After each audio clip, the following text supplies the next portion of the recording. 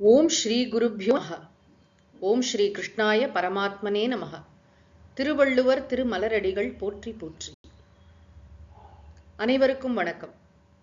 குறளும் கீதையும் என்ற தலைப்பில் இன்று நாம் காணப்போகும் கருத்து, இறைவன் எங்கே இருக்கிறார்? நம்முடைய பாரத பண்பாட்டுல ரொம்ப முக்கியமான ஒரு விஷயம் இது. பெரிதாக சாஸ்திரம் படிச்சவங்க தான் இதை சொல்லணும் அப்படிங்கிறது இல்லை. சாதாரண மனிதருக்கு கூட கடவுள் எங்கேயும் இருக்காரு அப்படின்னு சொல்லுவோம். தூணிலும் இருப்பார், துரும்பிலும் இருப்பார் அப்படின்னு சொல்லுவோம். எல்லா இடத்திலும் இறைவன் இருக்கிறார், இருப்பதெல்லாம் இறைவனே என்பது பாரத பண்பாட்டுல ரொம்ப முக்கியமாக, ரொம்ப நம்மையும் அறியாமல் ஊறி போயிருக்கின்ற ஒரு விஷயம். இது திருக்குறளும் கீதையும் இந்த விஷயத்தை எப்படி நமக்கு கற்றுத்தருகின்றன, அதை தான் நம்ம இதுல பார்க்க போகிறோம். திருவள்ளுவர் 5வது குறட்பாவிலேயே என்ன சொல்கிறார் அப்படின்னா, இறைவன் எங்கும் நீக்கமர நிறைந்தவர். இருள் சேர் இருவினையும் சேரா இறைவன் பொருள் சேர் புகழ் புரிந்தார் மாட்டு.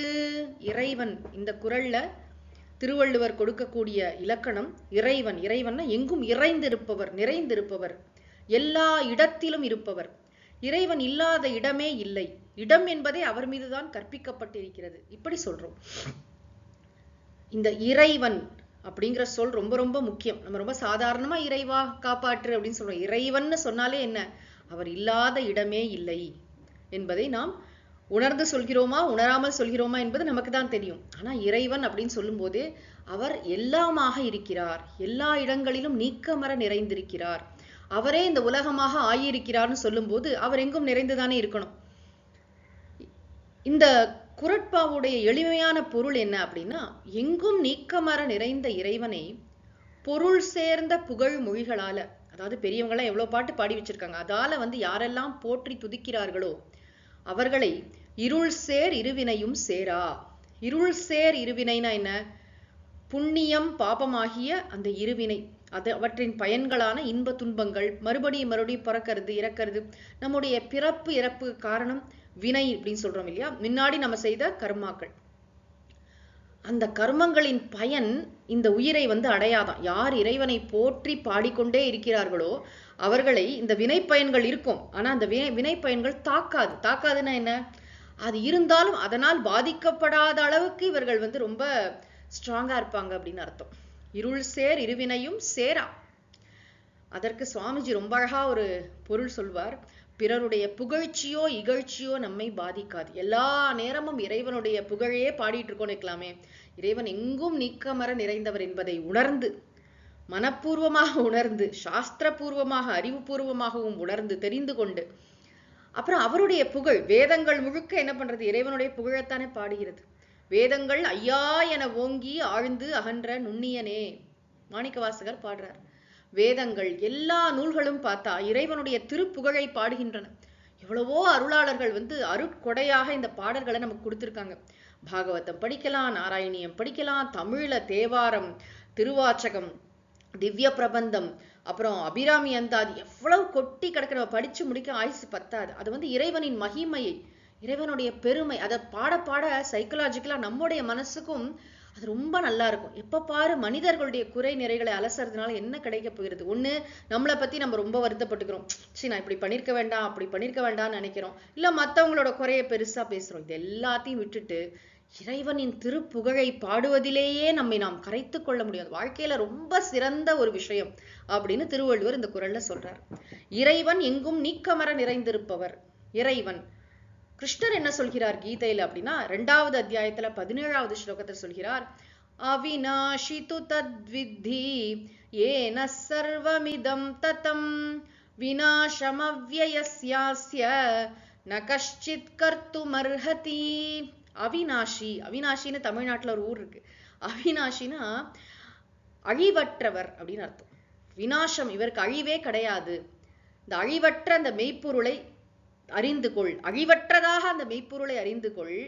அது எப்படிப்பட்டது தெரியுமா?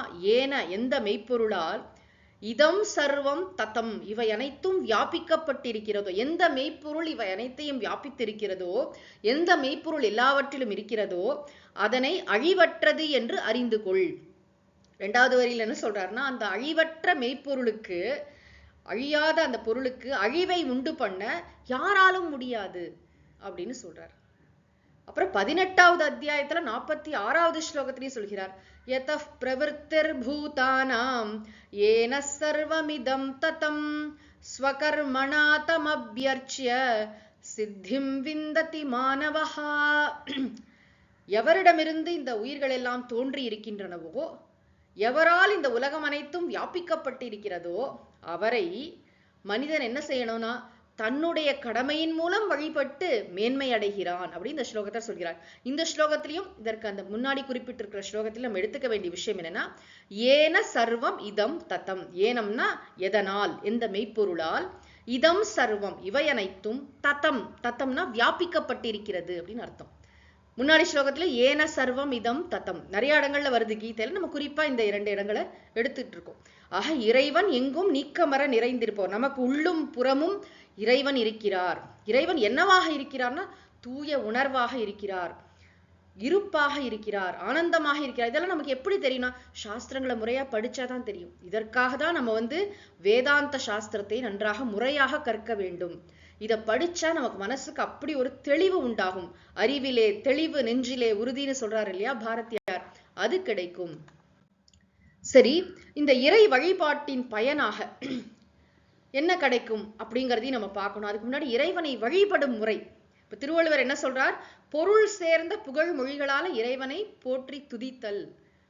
பொருள் சேர் புகழ் புரிந்தார் மாட்டு அப்படின்னு சொன்னார். பொதுவா பக்தர்கள்னா எப்படி இருப்பாங்க, ரொம்ப சோகமா இருப்பாங்களா, அழுதுட்டே இருப்பாங்களா, இப்ப பாரு என்ன சொல்றது க்ளூமியா இருப்பாங்களா? ஆனா கிடையவே கிடையாது.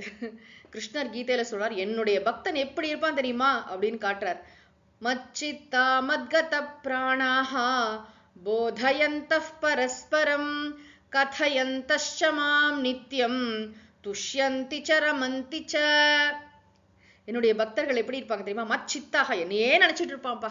மத்கத பிராணாகா, எனக்காக உயிரே கொடுப்பான். அப்படி என் மீது அது வாழ்க்கையே இறைவன் மயமாக இருக்கும் அவங்களுக்கு. இப்ப ராம பக்தன்னா ராமமயமாக, வாழ்க்கையே ராமனாக இருப்பாங்க, ராமனே வாழ்க்கையாக இருப்பாங்க.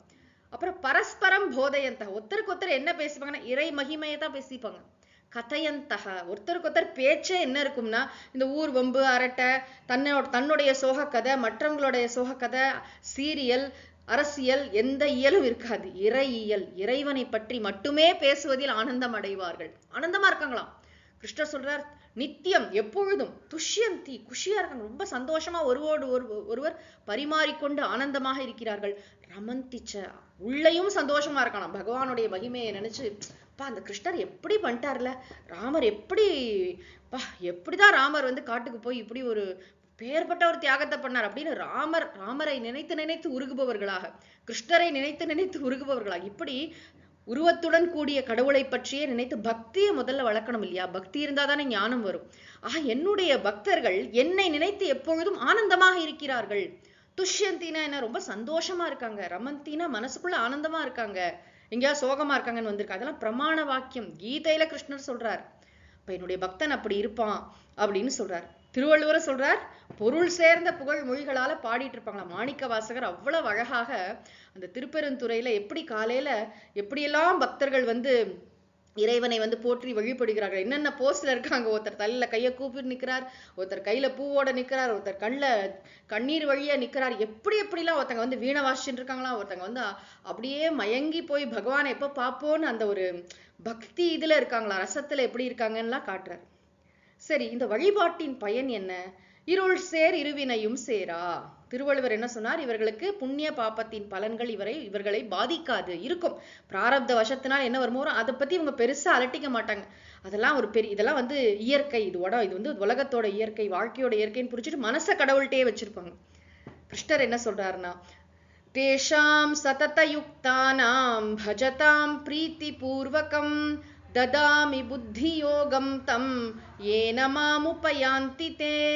தேஷாம், அந்த பக்தர்கள் இருக்காங்க இல்லையா, அவர்களுக்கு சதத யுக்தானம், எப்பொழுதுமே மனச பகவான்கிட்ட வச்சுட்டு இருக்காங்களா, அங்கேயே போக்கஸ்டா வச்சிருக்கிற அவங்களுக்கு எப்படி போட்டாங்க, பிரீத்தி பூர்வகம் பஜதாம், ரொம்ப பக்தி உணர்வோட வழிபடக்கூடிய அவர்களுக்கு நான் வந்து புத்தியோகத்தை தருகிறேன். புத்தியோகம்னா என்ன, இந்த இடத்துல ஞானம்னு அர்த்தம். மெய்யறிவை அருள்கிறேன்.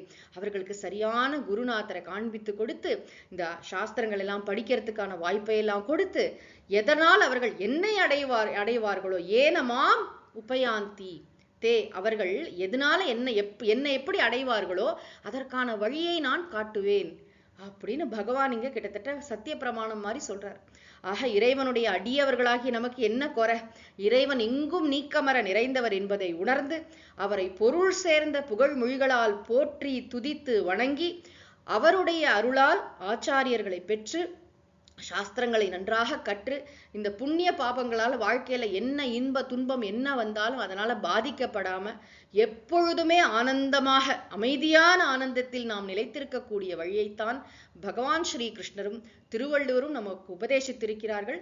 இதனை நாம் அனைவரும் சிந்தித்து உய்வோம். ஓம் சாந்தி சாந்தி சாந்தி. ஹரிஹி ஓம் தத்சத். சர்வம் ஸ்ரீ கிருஷ்ணார்ப்பணமஸ்து. திருவள்ளுவர் திருமலரடிகள் போற்றி போற்றி. சத்குருநாத மகாராஜ் கி ஜெய்.